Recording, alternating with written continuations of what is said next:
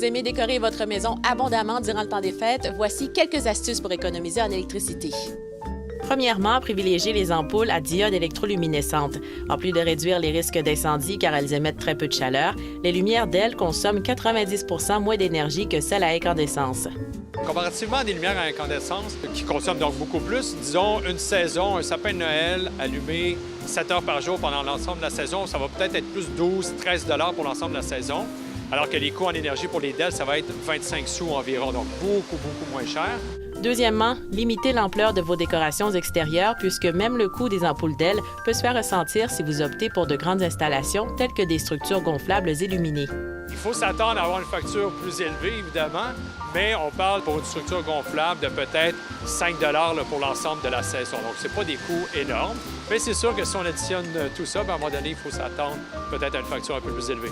Troisièmement, utilisez une minuterie. Hydro-Québec recommande de programmer son éclairage afin de réduire sa consommation en éclairant seulement lorsque le soleil est couché. Tout ce qu'on conseille aux gens qui ne veulent pas avoir à se soucier d'éteindre, fermer leur sapin ou leur décoration, ils peuvent tout simplement s'acheter une minuterie qu'ils vont pouvoir programmer pour dire, bon ben voilà, moi à 16 h, je veux que mes décorations, mon sapin s'illumine et disons à 22 h, 23 h, je veux qu'il s'éteigne.